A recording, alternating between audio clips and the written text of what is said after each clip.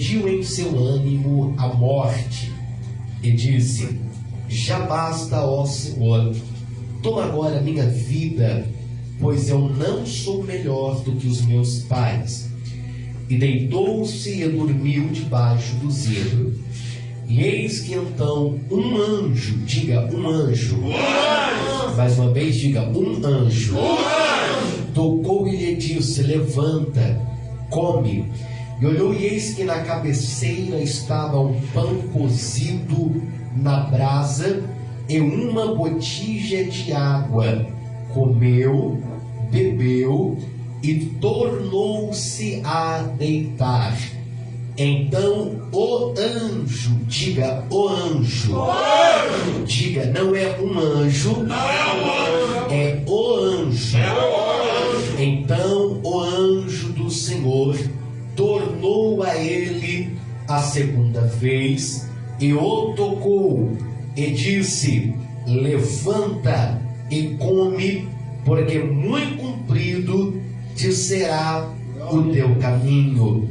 Levantou-se, pois, comeu e bebeu, e com a força daquela comida caminhou 40 dias e 40 noites até Horebe, o monte de Deus. E você que pode, diga amém. Amém. Olha para esse crente que está do seu lado aí, dê um sorriso para ele, um sorriso para ela, porque cara feia já basta ficando, né?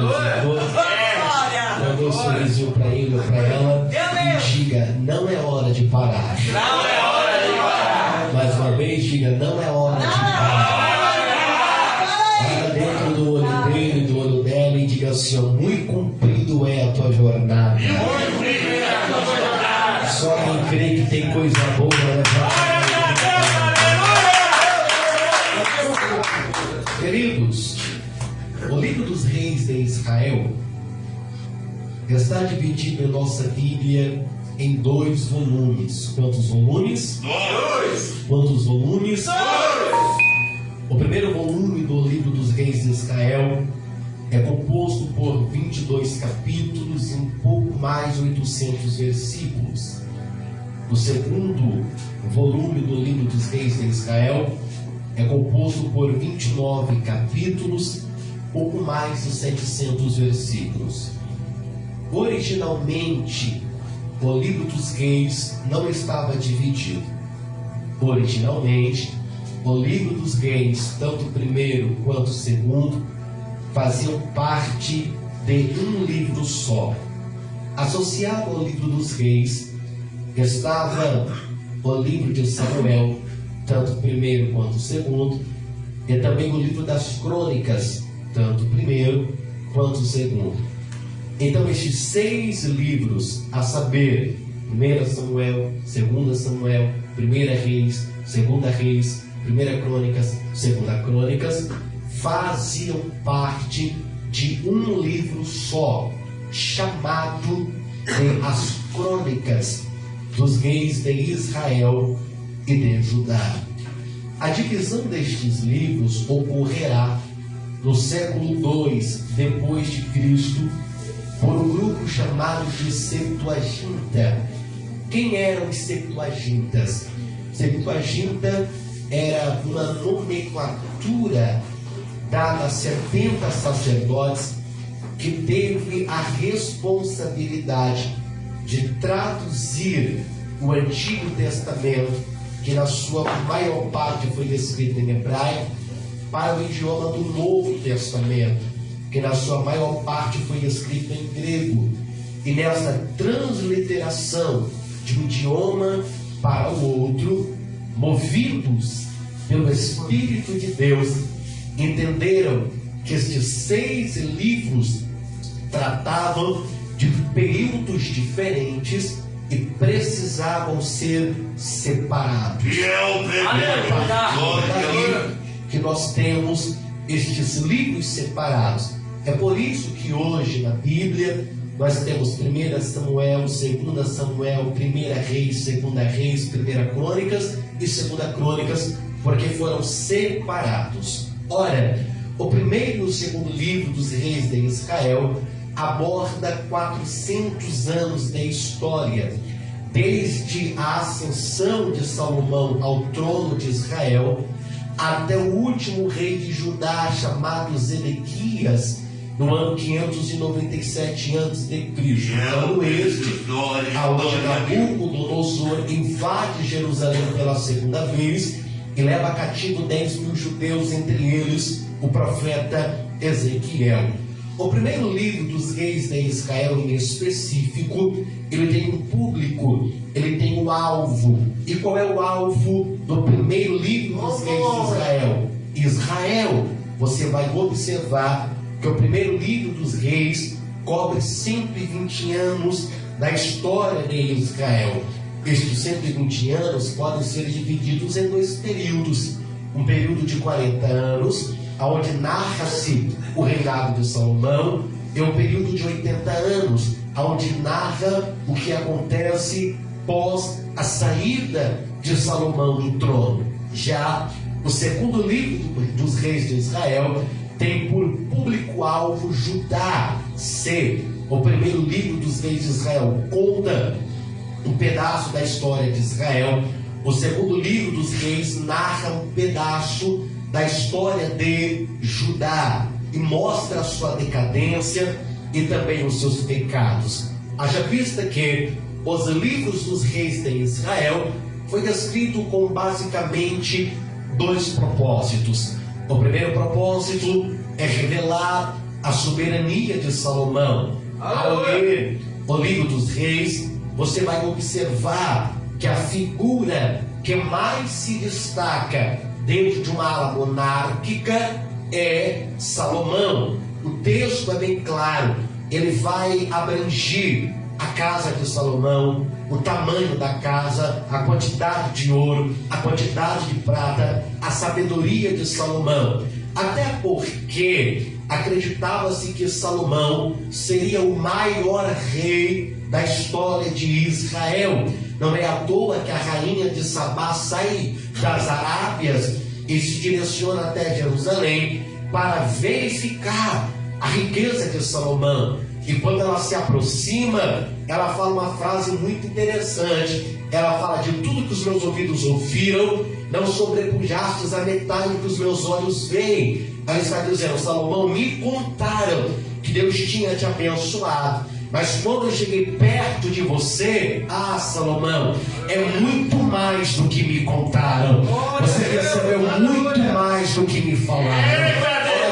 Já o segundo propósito do livro dos reis de Israel é revelar a decadência moral, política, espiritual da nação de Israel e de Judá, e revelar que mesmo em meio a esta decadência, Deus sempre vai levantar os seus profetas em época de crise, em época de aperto, em época de decadência, em época de assolações. Deus sempre tem as suas vozes proféticas. Eu poderia falar de alguns profetas que se destacaram no livro dos reis de Israel, mas para não te cansar e não tomar tempo, permita-me falar de 3 profetas que tiveram a importância sem igual dentro deste livro. O primeiro profeta que se destaca é chamado de profeta Aías.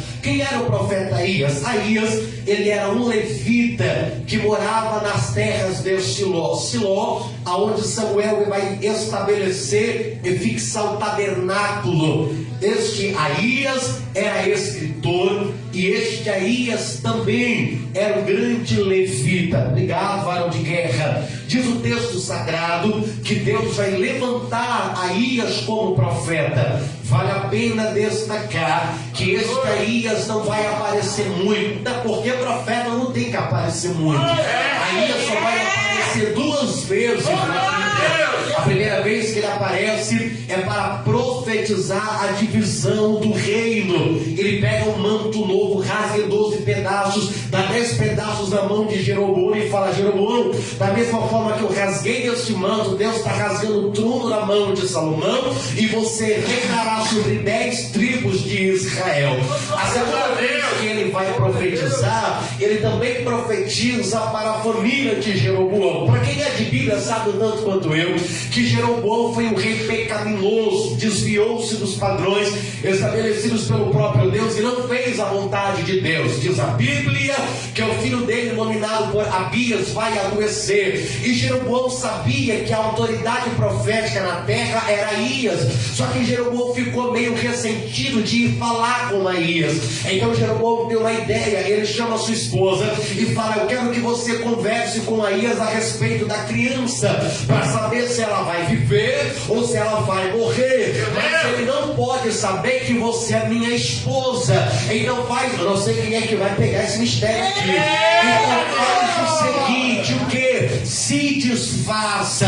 Disfarça o cabelo, disfarça a roupa, disfarça na maquiagem, disfarça no calçado. Eu quero que você vai desfigurada para poder falar com o profeta. Até porque ele já está velhinho, ele já está gagá, não enxerga bem, ele não vai perceber que é você. Aí diz o texto que não sei quem vai pegar, irmão, tem que estar ligado para pegar. Enquanto a mulher de Jeroboão vai se disfarçar, o texto diz que Aías se retira para o quarto para poder orar. Ela está se disfarçando e Aías está orando. Ela está se maquiando e Aías está orando. Ela está trocando a vestimenta e Aías está orando. Aí diz o texto que quando ela se aproxima da porta da casa do profeta para poder bater na porta para chamar Aías, Aías abre a boca e diz: pode entrar, mulher de Jeroboão. Agora vem comigo. Naquela época não existia Facebook, naquela época não existia WhatsApp, nem Instagram, naquela época não existia e-mail, naquela época não existia tecnologia. Como Aías sabia que quem estava do lado de fora da porta era a mulher de Jeroboão? Simples, é porque Aías foi um profeta forjado na oração. E aqui eu começo: profeta que é profeta não é forjado em rede social. Profeta que é profeta não é forjado em WhatsApp, Netflix. Profeta que é profeta não é forjado em fofoca. Profeta que é profeta é forjado na oração. Eu vou começar. Tem muita gente querendo profetizar e pouca gente querendo orar. Tem muita gente querendo pregar e pouca gente querendo orar. Quer ser profeta? Vai para a oração, vai pagar o preço. Glória a Deus. Este é Aías. O segundo profeta que se destaca é chamado de Semaías. Quem era Semaías? Semaías é um profeta que a Bíblia não dá muitas revelações ao seu respeito. Não fala o nome do pai, não fala o nome da mãe, não fala onde morava, não fala onde nasceu, não fala quanto tempo profetizou. A única coisa que a Bíblia fala a respeito dele é que ele vai profetizar para Roboão. Quem era Roboão? Jeroboão foi o primeiro rei do lado norte. Roboão foi o primeiro rei do lado sul, Judá. Diz a Bíblia que ele vai profetizar para Roboão, porque Roboão queria fazer guerra contra Jeroboão. Entenda o mistério aqui, irmão. Judá quer fazer guerra contra Israel, mas eles são um povo só. Agora o mesmo Deus obedece a mesma lei, segue os mesmos princípios, mas quer fazer guerra entre Judá e entre Israel. A guerra aqui é guerra entre família. A guerra aqui é guerra entre o próprio povo. Satanás está alegre porque é irmão matando irmão. Satanás está feliz porque é pai contra filho, é filho contra pai. E nesta guerra só um seria beneficiado. Quem? Satanás. É por isso que Deus levanta o profeta Semaías para colocar na frente de Roboão e para dizer para Roboão: cancela a guerra, não vai ter mais guerra, não vai ter mais peleja. Roboão parou e disse: mas espera aí, por que não vai ter guerra? É porque nesta guerra quem vai ser beneficiado vai ser Satanás. Ele vai olhar de longe e vai falar: olha, as famílias estão se destruindo, as igrejas estão se destruindo. Então pode falar para Satanás que não vai ter guerra. Guarda a espada. Eu vou profetizar. Guarda a espada, guarda a lança, guarda o escudo, porque a guerra está sendo cancelada hoje. Eu estou pregando para alguém aqui que está enfrentando uma guerra dentro da tua casa, está enfrentando uma guerra dentro daquele quintal, está enfrentando uma guerra dentro daquela empresa, está enfrentando uma guerra naquele processo, está enfrentando uma guerra naquela rua. Mas o Senhor me trouxe aqui para te dizer: a guerra acaba hoje, a guerra termina hoje, a guerra paralisa hoje, porque o general de guerra vai descer na terra, vai tomar frente. Assim diz o Senhor: esta peleja não é tua, e nesta peleja tu não vai pelejar, o varão de guerra vai pelejar. Pega na mão desse crente aí, segura a mão desse profeta aí, e diga: esta guerra não é tua. Diga: esta guerra não é tua. Esta guerra é de Jeová. Esta guerra é de Jeová. Pastor, prega a Deus da minha boca nesta noite. O diabo que queria se negar vai quebrar a cara, porque o general de guerra vai deixar a terra e vai cancelar a guerra. Vai cancelar a guerra. Vai cancelar a guerra. Não vai ter morte, não vai ter sepultamento, não vai ter divórcio, não vai ter derrota. Vai cancelar, vai deixar a terra.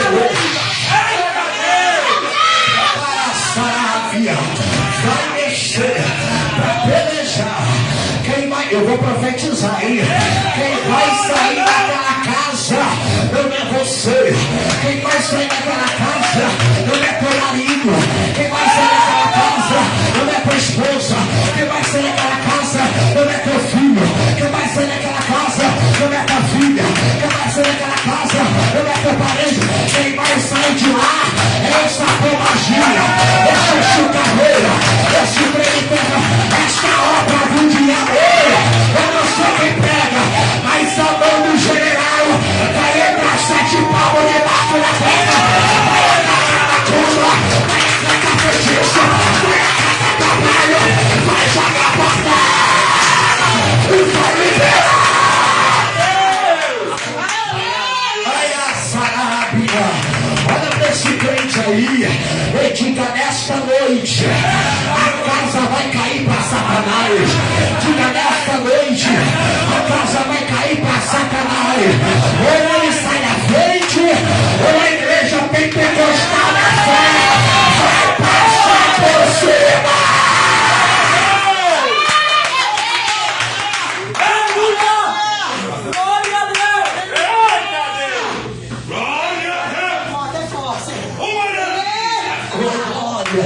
O terceiro profeta, e aqui eu começo a pregar.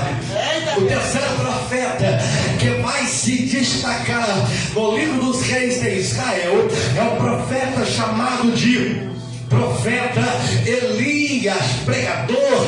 Quem era Elias? Elias foi considerado o maior profeta de todo o Antigo Testamento. Quem era Elias? Nominado e apelidado como o leão dos profetas. Quem era Elias? O mais respeitado profeta na tradição judaica. Quem era Elias? O profeta que teve a coragem de encarar um sistema corrupto e um sistema pecaminoso. Você sabe o tanto quanto eu que quem governava Israel na época de Elias era um desviado chamado de Acabe. Quem era Acabe? Filho de Onri. Quem era Acabe? O camarada que reconstruiu o que Deus não mandou reconstruir. Quem era Acabe? O camarada que levantou a tal para Baal. Quem era Acabe? O camarada que fez bosques para Baal. Quem era Acabe? O camarada que fez uma casa para Baal. Quem era Acabe? O camarada que casou com uma desviada chamada Jezabel. Eu costumo dizer que não era o diabo que entrava em Jezabel, era Jezabel que entrava no diabo e deixava o diabo endemoniado, de tão atribulada que era Jezabel. Por intermédio deste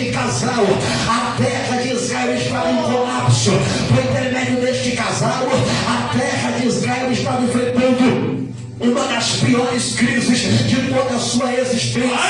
Foi necessário Deus escolher um camarada por nome de Elias e investir em Elias, para que Elias pudesse revolucionar a sua terra, o seu povo e aquela era. E o que acontece, pregador? A Bíblia diz que Deus vai atrás de uma montanha de Gileade, em um pequeno território, e vai achar um camarada por nome de Elias. Deus vai dar graça para Elias, Deus vai dar poder para Elias, Deus vai dar unção para Elias, Deus vai dar autoridade para Elias, Deus vai dar ousadia para Elias, e Deus vai levantar Elias, Deus vai sustentar Elias. Diz a Bíblia que Elias vai na cara de Acabe e fala para Acabe: vive o Senhor, em cuja presença eu estou, não vai ter chuva e não vai ter orvalho. Alguém olhou para Elias e disse: olha lá, é louco, vem da favela, vem do meio do mato, vem da quebrada, é profeta. Cadê o currículo dele? Cadê a história dele? Quantos seguidores ele tem? Eu duvido que não vai chover. No outro dia não chove, uma semana depois não chove, um ano depois não chove. As nuvens se contorcem para poder chover, mas não chove. Por quê, pregador? Porque Elias não é famoso, mas tem poder. Não é famoso, mas tem graça. Não é famoso, mas tem unção. Este Elias, segundo a Bíblia Sagrada, vai ser um camarada que, quando é afrontado por Acasias, vai orar a Deus, e Deus vai mandar fogo do céu para consumir 150 homens. É Elias. Este Elias aqui vai descer para o ribeiro de Querite, e Deus vai pegar na fuça de um corvo para poder levar pão, carne para Elias comer, e Elias bebia no ribeiro. Enquanto Israel está em crise, Deus está sustentando Elias. Enquanto Israel está em crise, Deus está guardando Elias. Enquanto Israel está em crise, Deus está mandando providência para Elias. Por que, pregador? Porque se foi Deus que levantou, Ele cuida, Ele sustenta, Ele alimenta. Eu não sei quem pega, mas o Deus que te chamou não vai deixar você passar vergonha. O Deus que te chamou não vai deixar você passar necessidade. Ele vai te calçar, Ele vai te vestir, Ele vai te alimentar, Ele vai te sustentar.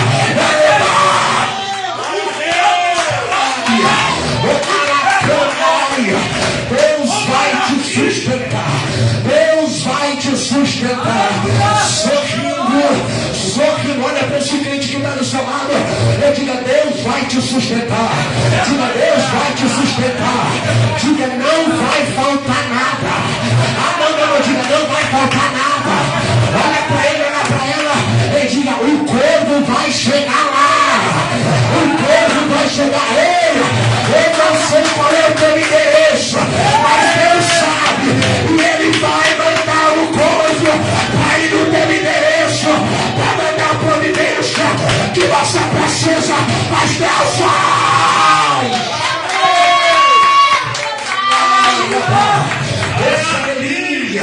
Esse é Elias que vai parar na casa da viúva de Serepta e multiplica o azeite, multiplica a farinha.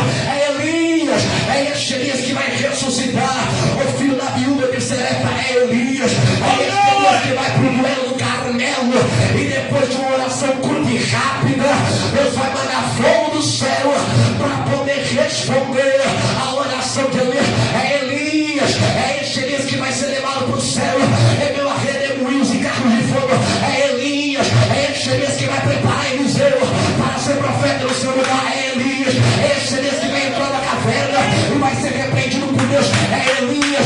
Só que chega uma hora na vida de Elias que as coisas complicam, que as coisas mudam, que as coisas ficam estreitas, porque este Elias profeta, este Elias famoso, esse Elias pregador, esse Elias que foi sustentado por corvos, esse Elias que multiplicou azeite e farinha, esse Elias que ressuscitou filho de viúva, esse Elias que era homem que orava e o fogo descia, vai ficar desanimado, vai ficar cabisbaixo.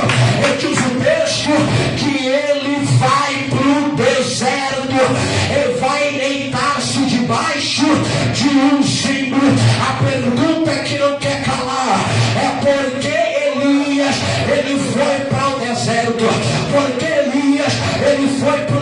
deserto. Elias foi para o deserto por 3 razões. Primeiro, ele estava cansado, ele estava fadigado. Segundo, ele estava desanimado. Terceiro, ele foi ameaçado por Jezabel. Pregador, o que aconteceu? Ele foi ameaçado por Jezabel. Porque você tem que entender o mistério. Quanto mais Deus te usar, maior vai ser a retaliação. Quanto mais Deus te usar, maior vai ser a sua guerra. Não vem para o ministério achando que o ministério é holofote. Não vem para o ministério achando que o ministério é câmera te filmando. Não vem para o ministério achando que o ministério é selfie. Não vem para o ministério achando que o ministério é autógrafo. Não vem para o ministério achando que é o mar de rosa. Vai ter guerra, vai ter peleja, vai ter luta, vai ter vento, vai ter prova. Olha pra cá, vai ter algumas ameaças. Vai ter algumas ameaças. Jezabel olhou para Elias e disse: a única forma de parar Elias é ameaçando ele. Ela olhou para Elias e disse: Elias, ou você para de pregar, ou eu te mato. Ou você para de profetizar, ou eu te mato. Ou você para de namorar, ou eu te mato. Ou você para de marchar, ou eu te mato. Ou você para de fazer a obra, ou eu te mato. Elias vai ficar com medo. Elias vai ficar assustado. Alguém vai olhar e dizer: pregador, mas ele não era profeta? Era. Alguém vai olhar e vai dizer: pregador, mas ele não era homem de Deus? Era. Só que entenda algo: antes de ser homem de Deus, ele é homem. Antes de ser profeta, ele é ovelha. Antes de ser instrumento de Deus, ele é membro do corpo de Deus.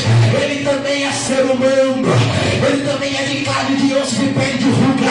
Ele também sente fome, sente sede, sente frio. Ele é o comedor de arroz com feijão e farinha seca. Ele também é ser humano. E como ser humano, ele vai sentir medo. Olha pra cá, porque eu vou pregar. Porque não é pelo fato de você profetizar que você não vai passar prova. Não é pelo fato de você profetizar que você não vai ter guerra. Pelo contrário, quanto mais Deus te usar, mais pesadas vão ser as tuas guerras. Elias, ele vai pro deserto porque ele sente medo. Ele vai pro deserto porque ele está atemorizado. Ele chega no deserto, ele diz: Deus, ao invés de morrer pela mão de Jezabel, me mata o Senhor. Olha pra cá, quem nunca pediu pra morrer? Quem nunca pediu pra Deus arrancar a vida? Quem nunca pensou em fazer besteira? Quem nunca pensou em se jogar na ponte? Quem nunca pensou em cortar o pulso? Quem nunca pensou em dar um tiro na própria cabeça? É natural, é as pressões da vida que vai te aprisionando, que vai te aprisionando a fim de você fazer besteira. Sabe qual foi a besteira de Elias? Ir pro deserto. E quando ele chega no deserto, ele vai deitar debaixo de um zimbro. Para quem não sabe o que é zimbro, zimbro é uma árvore medicinal.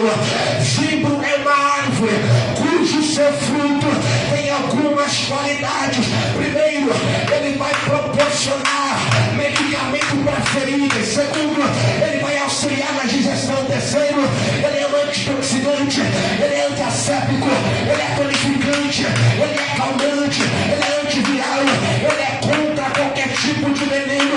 Elias está debaixo do zimbro. O diabo está olhando para Elias debaixo do zimbro e está dizendo: acabou, já era, não vai ser mais profeta, não vai mais profetizar. Agora olha para cá, Elias está debaixo de uma árvore que não é comum dar no deserto. Elias está debaixo de uma árvore que não é natural dar no deserto. Só que ele está desanimado. E quando o crente está desanimado, até o sobrenatural vira natural. Quando o crente está desanimado, não adianta trazer pregador, não adianta colocar cantor. Ele está tão desanimado que Jesus pode descer na igreja, dar um cascudo na cabeça dele, que ele não vai reagir. Ei, mas o remédio para esse desânimo eu não tenho. A pastora não tem, pastor não tem, o evangelista não tem, os obreiros não tem, mas eu conheço quem tem.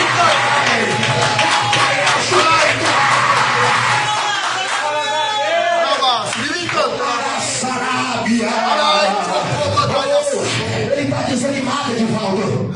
Ele está cabisbaixo. Ele está debaixo dos rimbos.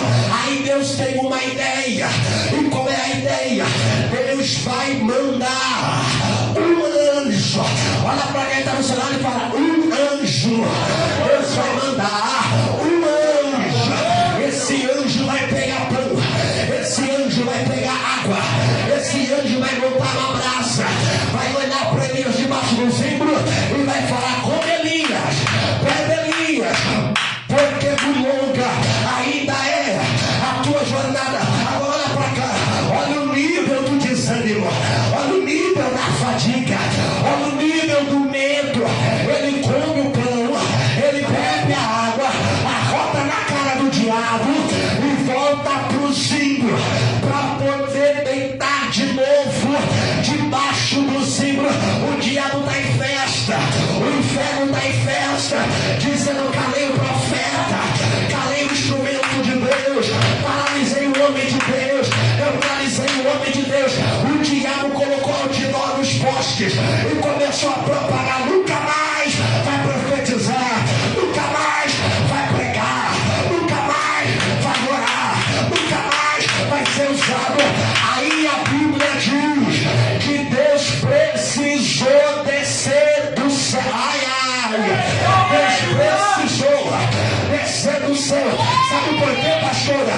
Porque no versículo posterior, a Bíblia diz no versículo 7 que o anjo do Senhor, que dentro da teofania é o próprio Deus, não foi um anjo, foi o anjo, não foi um anjo qualquer, foi o próprio Deus, desceu debaixo do zimbro, aonde Elias estava, olhou para Elias e disse: Elias, come neste pão e bebe desta água, porque a tua história não acabou ainda, porque teu ministério não acabou ainda, porque não é hora de parar.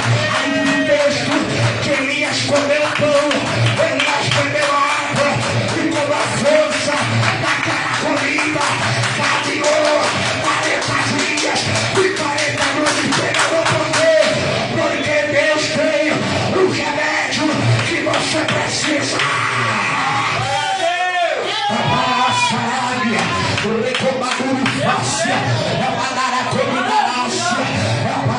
Eu não tenho o alimento que a tua alma precisa, eu não tenho o alimento que você necessita, mas o Deus que eu sirvo, Ele tem o alimento que a tua alma precisa. Olha pra cá que eu vou parar agora. Pastor, no pão que o anjo trouxe tinha farinha, tinha fermento, tinha azeite e tinha água. Agora no pão que Deus trouxe tinha farinha, tinha fermento, tinha azeite, tinha água e tinha renovo, e tinha renovo, e tinha renovo, e tinha renovo.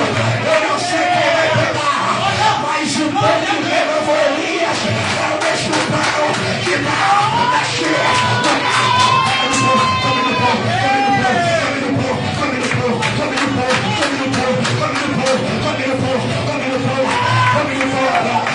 Recebe renovo na alma, recebe renovo na alma, recebe renovo na alma,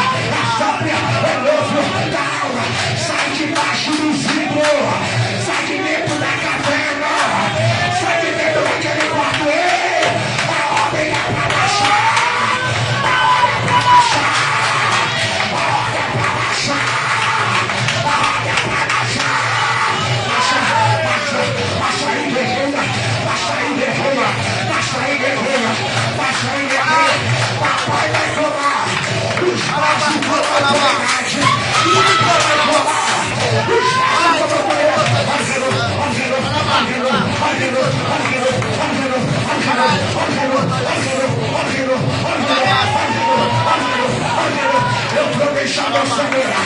Eu vou deixar você virar. Eu vou deixar você virar. Abre a boca pra adorar.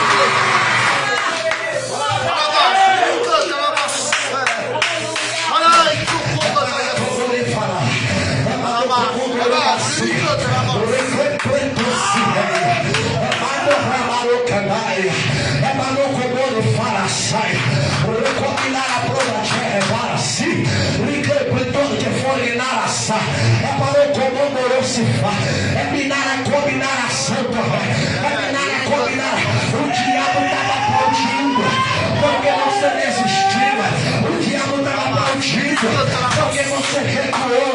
Mas nessa noite aqui, Deus marcou um encontro com você para te dizer: quem te sustenta sou eu, quem te chamou fui eu, quem te depassou fui eu.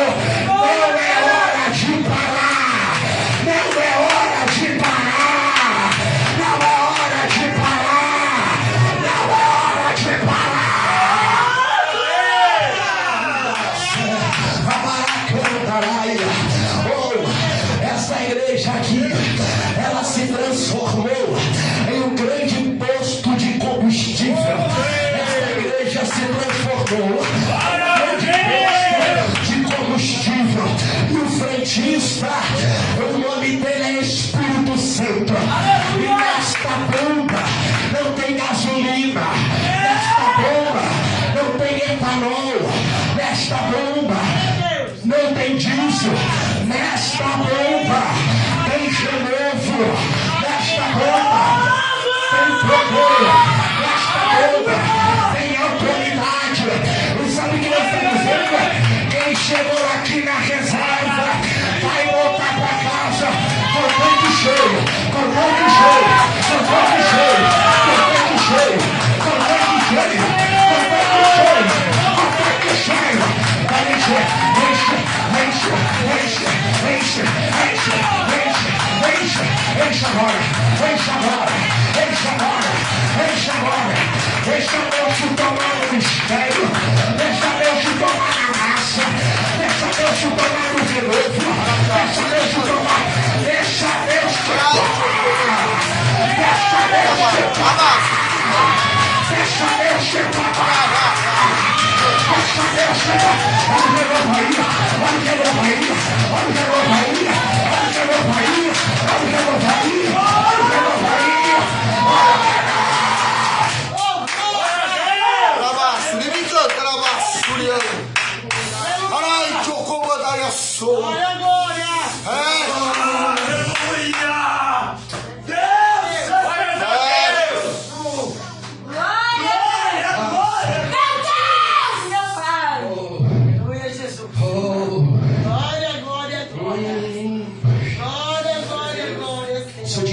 Achando que você ia desistir daquela casa. Ele está muito enganado.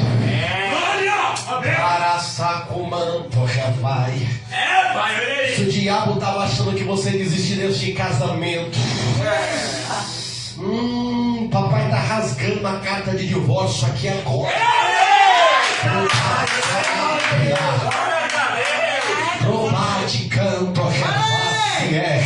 Se o diabo estava achando que você ia desistir daquele filho, ele pode ser o pior noia do Barreto, não desista dele. Ele pode ser o pior noia da brinqueira, não desista dele. Sabe por quê? Porque da mesma forma que Deus desceu debaixo do zimbro para socorrer Elias, ele vai descer na cadeia para socorrer o teu. Ele vai descer na cadeia para socorrer o teu. Ele vai descer dentro do boteco para socorrer. Eu posso liberar um negócio? Elias não morreu debaixo do zimbro. E o que é teu não morre na mão do diabo. Não vai morrer. Não vai. Eu estou vendo a mão de Deus, pastora, entrando nos lugares mais escuros para resgatar alguém. Deus está dizendo, aí nesta semana vai ter surpresa para quem é glória.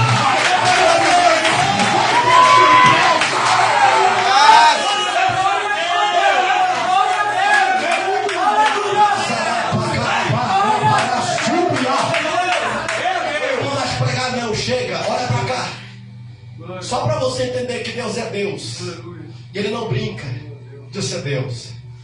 Eu estava pregando semana passada. Itaquá. Jardim Itaquá, Igreja, Ministério Apostólico Resgatando Vidas. Mário. Quem quiser achar no Instagram, acha lá. Facebook, acha lá que você vai ver. E quem me conhece sabe que eu não preciso inventar. Até porque são quase 16 anos pregando. Então essa fase de querer impressionar já passou há muito tempo. Mas é só para você entender que Deus é Deus. Eu estou pregando, pastor. Estou pregando. No final da pregação, chega uma mulher na porta da igreja desesperada. E quando eu vejo no braço da mulher, tem uma criança com uma cara toda roxa. E a criança dando um string-lick assim. A mulher veio correndo para frente do altar e diz: pastor, pelo amor de Deus, ora pelo meu filho, porque eu acho que ele está convulsionando. Os obreiros ficou todo mundo assustado. O pastor da igreja não estava, só estava a pastora, todo mundo assustado. Só que eu sei o Deus que eu sirvo. E eu estava pregando que Deus ia mandar socorro e providência. E que Deus ia cuidar da saúde do povo. A mulher ouviu eu pregando na casa dela, correu para frente da igreja e disse: se o senhor está pregando, o senhor crê que o senhor está pregando, por favor, ora pelo meu filho. Eu coloquei a mão na cabeça do menino. Quando eu olhei para o menino, Edivaldo, ele estava com os olhos brancos, como se essa bolotinha preta do olho, pastor, tivesse subido e tivesse invertido o olho dele. Ele estava tremendo, a boquinha roxa, a carinha roxa, ele estava estufado por dentro. Eu olhei para ele e disse: tem alguém comigo que crê em mistério? Se coloque de pé. A igreja se colocou de pé, mas você sabe, nem todo mundo que está na igreja está no culto. Já muita gente desesperada, olhando, porque as pessoas acham que se Deus não curar o envergonhado vai ser o pregador, que se Deus não curar o envergonhado vai ser o pastor. E não é assim, irmão. Eu olhei pela criança, o olhinho dela foi voltando, aí a criança voltou a enxergar. Como eu não sei quem é que vai pegar, começou a desinchar. Eu olhei para a criança e disse: você pode falar titio? A criança falou: oi titio. Eu falei: você pode dar um abraço pro tio? A criança me abraçou. Eu falei: fala alguma coisa. A criança olhou para mim e falou assim: titio, eu te amo, titio. Eu te amo, titio.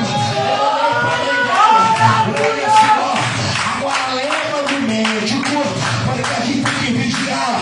Nós já oramos, Deus já fez a parte dele, agora leva no médico. Chegou no médico, foi fazer uma bateria de exame. No primeiro exame, nada. No segundo exame, nada. No terceiro exame, nada. No quarto exame, nada. No quinto exame, nada. É para ter dado glória, vai estar mostrando. No sexto exame, nada. No sétimo exame, nada.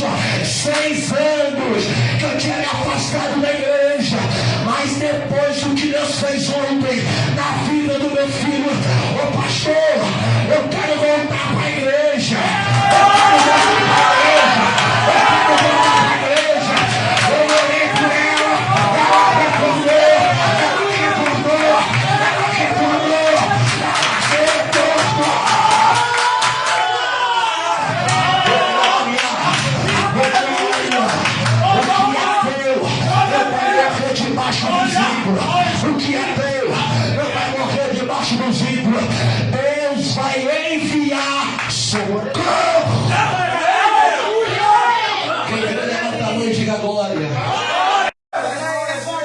É forte.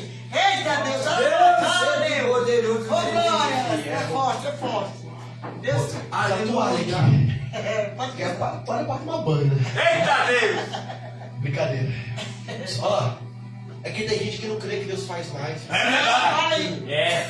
Deus é o mesmo ontem, hoje e eternamente. Aleluia!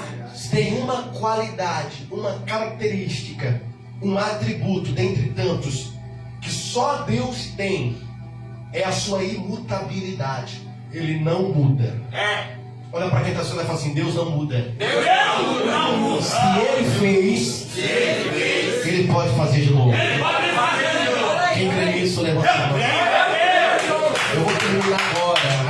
Direcione a sua mão para o lado da sua casa neste momento. Canto revaraçai. Porque as suas mãos vão liberar uma bênção sobre o seu lar agora. Eu creio, Pai. E eu profetizo que essa nuvem negra vai sair de lá, viu? Em nome do Senhor Jesus. Aleluia, eu creio, Profetizo Pai. que essa tribula rebaracandarábia, essa tribulação, ela vai sair de lá. Meu Deus. Eu profetizo que o vento vai soprar e vai jogar essa nuvem negra para bem longe. Aleluia, Deus. Eu profetizo que vai ter alegria onde havia tristeza. Eu creio. Eu profetizo que vai ter sorriso onde existia lágrimas. Eu profetizo que vai ter vida onde existia morte. Eu profetizo que vai ter livramento onde havia armadilhas. Eu profetizo que haverá dupla honra onde tinha vergonha. Estenda as suas mãos agora, em direção à sua casa. E nós oramos, Deus, é no nome de Jesus, que nós oramos pela casa deste irmão, pela casa dessa irmã, pela casa deste pai, pela casa desta mãe. Talvez só ele na casa dele ou dela está aqui, mas eu creio que o Deus que fez milagre na vida de Elias, de Marcos, é o mesmo Deus que fará coisas grandes na noite de hoje. Portanto, Deus, que toda a opressão do diabo, que toda a seta do inimigo, que todo espírito de contenda, confusão, que todo espírito das trevas, que recue agora. Pai, eu profetizo um novo tempo, eu profetizo uma nova fase, eu profetizo, Pai, uma nova época. Eu profetizo que o inverno passou, as flores nasceram, os pássaros cantam, e o tempo de cantar chega para ela, o tempo de cantar chega para ele. Eu profetizo que esse ano não vai terminar do jeito que começou. Eu profetizo que haverá mudança naquela casa, e quem crê nisso, diga glória a Deus. Bate palmas e glória a Jesus. Se é para ele, pode ser menor, pode ser menor, pode ser menor. Amém.